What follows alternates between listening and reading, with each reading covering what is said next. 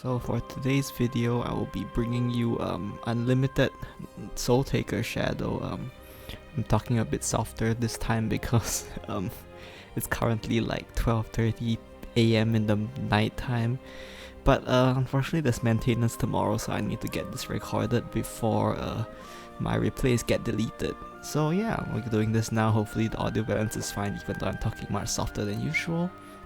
So let's talk a bit about the list first. So the list is built around Soultaker, Departed Soultaker here. If you're not familiar with this card, randomly summons copies of allied Shadowcraft followers of different costs destroyed this match until your area is full, and then it gives them the last word, summon a copy of this follower. Your main targets for this are Spirit Eater, Lakandula, and Cursed King. Cursed King notably will summon a copy of itself as well as Soul Grinder for like a total of 4 wards, I think. Yeah, a total of 4 wards for this one body, so that's very efficient. The rest of these cards are to help you reach that Demonic Procession, Spectral Stomp, and Call of the Great War Arm, as well as Bone Maiden and Death Mistress are all barrel ride cards to help you destroy the cards you need to destroy. Charon here is mainly here for the accelerate. You can accelerate her to bury a Spirit Eater from the deck, or if your deck has no more Spirit Eaters in them, you can directly bury Soultaker Departed Soultaker, which who's the point of that, of course, is built around Lara Soultaker, because her effect lets you put a copy of an allied follower destroyed this turn and into your hand and make it cost 0 and give it the effect to destroy itself at the end of the turn. What makes this card so strong is that it cheats out fanfares for basically very cheap, so you can use this to get Soultaker out on turn 5, and that's like the entire deck. It's a little bit high rolly because you need to draw all your combo pieces.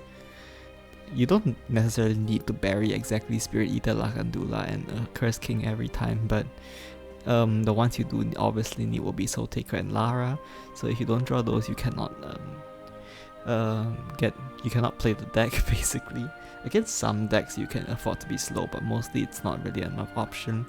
The good thing is that this deck is able to fight against most decks being played, especially in the Grand Prix right now. I mean, most decks that I play against in the Grand Prix I've been fairly able to win against, except for the Amulet Yatalant Bishop, Haven, which is a super bad matchup for. Anyway, let me talk a bit more about the list, cause I need to mention the tech cards, right? So we have Glistering Angel here. Glistering Angel is good against Wrath, it's good against Handless, and it's also good against Barrel Ride, which are all tier 1 threats, which is so this card is a must-have, I think, a 3 of.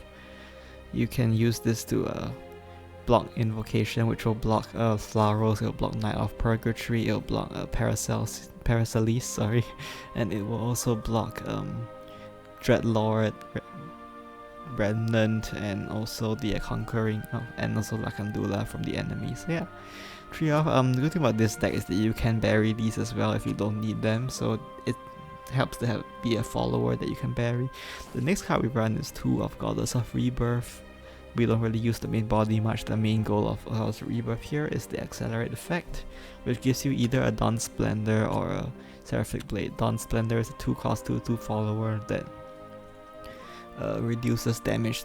It basically gives you Lily's effect. It reduces attack of Storm followers attacking you, which is mainly good against Hozumi. And then we have Seraphic Blade, which will let you destroy enemy follower or amulet that costs 2 points or 2 play points or less. The hand lets you destroy anything, but mostly you're using this for Realm of Repose. That's why I'm running it for. And then, so yeah, that Realm of Repose is pretty annoying for this deck because it's much harder to kill them if they have it on the board. So yeah, we run 2 of Goddess of Rebirth for those cards. You can run less if you want. There's other options like Asuka and Shiori that you can choose to run to make the deck more consistent, but I'm running the 2 of Goddess of Rebirth just because I feel like it's helpful in the current state of the Unlimited. Although I'm not that experienced with it, so yeah. Yeah, you can also bury it since it's a follower, so there's also that option. So yeah, this is the list. Oh right, Grey Void Knight. Grey Void Knight is, and Provisions is plenty as well, is mainly here as a small little package just to make use of Curse King. So Void will always draw Curse King, so you can very reliably be able to banish Curse King. Bury Curse King so that your Soultaker can summon the Curse King out. Provisions of Plenty just helps you make use of the fusion from Void Knight to draw more cards to help you find your combo pieces. Since it's a 2-cost draw 2, it's pretty valuable. So yeah, that's the list, and I think I talked about this for a bit too long, so let's look at some games. So for the first matchup for this video, we will be playing against Forest, and we are going... I actually don't remember what we'll see in a moment, I guess, but yeah. These are all key cards, so I just chose to keep them. I'm going second, right? So the key cards for this are of course Soultaker and Soultaker, I guess, for the combo. And then other than that, we use Spectral Stomp as well as other burial right cards, and the cards that you actually want to bury are all decent keeps. Lakandula probably isn't very good to keep since you can invoke it anyway. So early game we just hardcore into drawing, trying to bury our combo pieces. Take care not to bury Lara because or any other shadow followers that aren't like high cost followers. Death Mistress and Bone Maven aren't that bad to bury either if you have to, but take care, try not to bury them because they will all be in your Soultaker pool, and which you do not exactly want. So here I buried although I just got done saying not to bury the pull this up.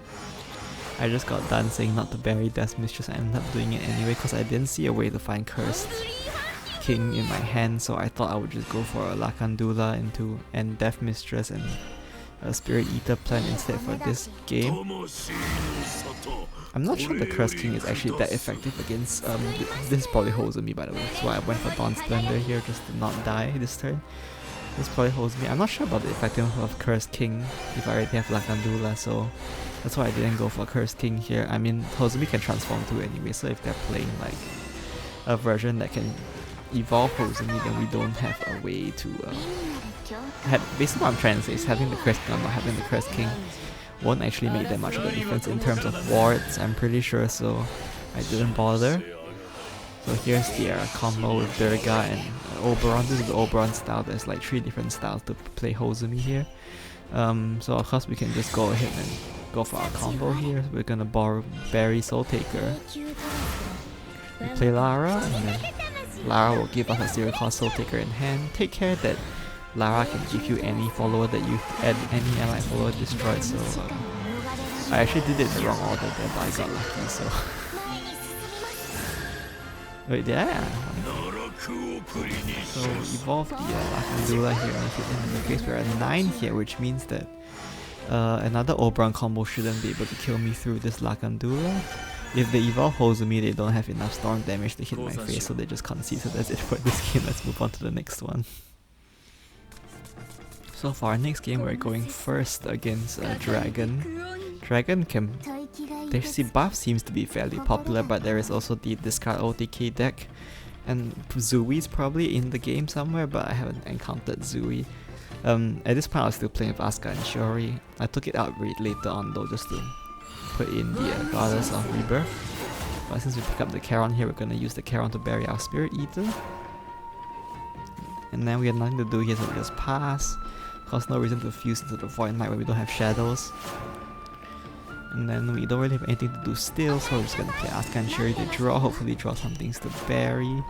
Unfortunately that's not super valuable for bury. To get out this draw, we have 1 Spirit Eater, nothing else. I think I end up burying the Death Mistress here just because nothing else to do. Yeah. So using the Call of the Great Arm I can get my Death Mistress back, which I fused Spirit Eater here. I think I should have fused one of the spells probably, but I guess it's fine. So I pick up the Cursed King here, which I used then bury. And I buried the Lakandula here. This is a bit of a questionable play on my part, I think. Because now that I have 4 different targets for Soultaker to summon, it's not consistent anymore. And since we know this is this card now, by seeing the cards they play, we actually do want to try to keep it consistent. Because we need Spirit Eater to have a chance to survive against their OTK, so maybe a bit of a misplay on my part there, but I guess, It's fine. So we're just gonna go ahead and try to draw through our deck. Right, we are missing our Soultaker right now, so we're just gonna try to find that. Go ahead and fuse cards. You can fuse the provisions of plenty as well, just to get more draw out of it. With the Angel here, obviously they don't actually have any Invokes, but I need to deal with that board. I don't want to take too much. If I take too much damage, I'll just die to Lumior. So I'm just trading. The spoiled trading into the mermaid. The other mermaid is of course more efficient because that one was unevolved, and also it had the evolve effect that discards cards, which potentially gets them more damage. So there is their Splendid Phoenix, which will give them the Phoenix Roost, which means that now if they draw Lumior, the Lumior will be discounted, which is not great for us. But fortunately for us, that means that we actually have a chance here, because if we can find Soultaker, which we do, Soultaker costs 4, which means that I decided to go and bury the Adjudicator. This is also a bad idea. I don't know why I did this. This is another misplay. It makes my chances of pulling the Spirit Eater out of Soultaker lower. Actually, no, it doesn't. But he's fortunately here. I do pick up the Spirit Eater. Oh wait, no. I made the right play there. So to explain a bit before my opponent does damage, I have to explain a bit about that. Look at my destroyed followers. For Shadowcraft followers, we have a 6, 7, 8, 9. Since they played Phoenix Roost, I was able to play Soultaker's main body, which means that I can summon 4 bodies, which summons out a 6, 7, 8, and 9 cost, which is everything. So the Spirit Eater actually ended up being guaranteed there, so they actually just saved me by allowing me to pick up the Spirit Eater guarantee here. And although I did bury the Adjudicator, it's in the same 7 cost slot, so the only thing it's competing with is Lakandula, so that was fine. Lakandula's ward itself is not that valuable against dragons, since their damage is from Lumior, right? So here they play another discard which destroyed my Spirit Eater, and Spirit Eater's play effect will destroy that Lumior, and then we're gonna play another one apparently, but at this point, I'm pretty sure if they play Altered Fate, they just die, so I'm fine. There we go, discard another card, discard another card, and then a Dragon needs mine here. So they're going to evolve and trade. Unfortunately, I have lost my board here, but if you look at here, they have just 2 cards left in their deck, so they can't play another Lumior, so I'm just gonna play Goddess of Rebirth to prevent dying to something like All-Guide Worm or any weird like surprise damage. So heals me back down to 14, and do play the All-Guide Worm here, but we healed up so it doesn't kill me and they concede. So let's move on to the next game. Our next game will be against Shadow, and we are going first. I haven't really run into any Soultaker mirrors, even though I played like a little bit to try and get some replays for the video. I think I keep this whole hand again, yeah. So Void Knight is good for helping you draw cards in general. Bull Maven is a barrel, right, which is nice, and Curse King. Keeping Curse King is maybe the one questionable idea here, but I just want to have cards to bury. So I just end up using the Curse King to draw here because my hand's really bad. Unfortunately, I draw another Void Knight. There's a problem with this deck, is that it's very easy to break, so it's not the most like consistent deck in exchange for being able to fight against almost every other deck if you draw well. So here we... and Soultaker is technically safe to bury since Soultaker can't summon Soultaker, so that's why I summoned it. And then I go ahead and use Provisions of Plenty here, get rid of one of the Void Knights. We don't really want to bury the Void Knights anyway, so I just use the Provisions of Plenty to get rid of it. And here comes their leads with their Conquering Dreadlord. This is the classic move from BR Shadow, which is very scary for us, but hopefully we can survive here. We've got the Death Mistress, so we're gonna go ahead and bury the Spirit Eater. Spirit Eater is very valuable against BR in particular, because if every time they bury a card, you get to ping them for damage. So we're gonna use Void Knight to draw here. And then I believe I end up burying the Void Knight here. If I look at my destroyed followers, I have Spirit Eater and Void Knight. So I buried the Void Knight there because I don't really have any other reanimate targets for Soultaker anyway. I need to keep Bone Maven for the Barrel Ride to draw cards since my hand is super bad right now. So yeah, that's why I keep the Bone Maven here. I use the Bone Maven to draw. We find the Lara here, which means that worst case we can go for the Soultaker Lara. Although it will only summon a Spirit Eater and a Void Knight. I believe I do go for it here though. Okay, just burying their cards as usual. Fortunately no chance to shine for a Glistering Angel here since I didn't draw it. And then they go ahead and evolve that Lich and hit me in the face for a bunch of damage here. So here I'm actually screwed if I don't just risk it for the combo, so I end up going for it. So we bury the Soultaker and the and then this is just to pick up the Curse King, so that next turn I can bury Curse King if I need to use it for something. But we're gonna go ahead and play the Soultaker here. Fortunately I only get a Void Knight and a Spirit Eater, but that will have to do in order to survive this turn.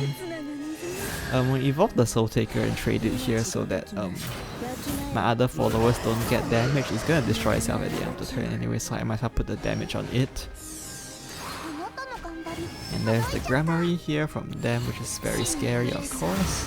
Go ahead and bury their followers so they get pinged, and they play a Spirit Invasion which will give them their PP back. Luckily for me they don't seem to have the Hound.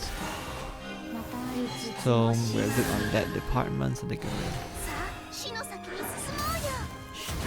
clear my stuff here. I think they didn't think I had lethal here, but this is another trick that you... Oh, I guess that was good enough. Actually,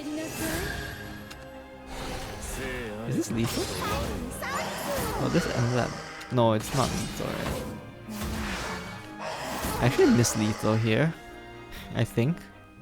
I could have buried Lakandula, played Lara, and then played Lakandula to deal 5 more damage. Looks like I didn't notice it though, but anyway it's fine because they're on 1. They can't bury a single card or they lose, so they just concede. So yeah, that's it for this game. So that's it for the games I have for you today. Unfortunately I didn't manage to get a game against the Blood decks, which I really wanted to, because I mean the maintenance is tomorrow, so I need to get this video out before I lose all my replays that I've saved. And I played for like 2 hours on the Unlimited ladder and I couldn't find a single Handless or Rough Blood player, so unfortunately I don't have example games for those here today. But honestly the gameplay against most decks is the same shit. You just bury the big followers, try to turbo out Soultaker, and if you can do that you can win a lot of matchups. And then just use your tech cards like Glistering Angel, Goddess of Rebirth to survive the early game. Don't get too absorbed with making sure that you get the perfect Soultaker board. Sometimes so honestly a perfect Soultaker board is overkill even for Unlimited against most decks, so you can just go for a decent one usually. Something like Curse King or Spirit Eater or something like that. Maybe Lakandula Spirit Eaters. Something like that is usually fine. It's okay to have one dud if you're if you're really desperate. It's okay to have like one dud card like Void Knight or Lara come out. Just make sure that the cards you want to come out can actually come out. Yeah, so yeah, it's it's not that hard to play, I don't think. It takes a little bit of getting used to, but once you have an idea of what the deck's trying to do, it should come quite naturally to you. So yeah, feel free to pick this deck out if you want. I will warn you, it's not that good. I cannot guarantee it'll win you a lot of games in the Grand Prix. It's doing okay for me so far, so, and it's also the only Unlimited deck I honestly like playing, so that's why I'm playing it. So yeah, that's it for today's video, and I'll see you in the next one. Bye bye.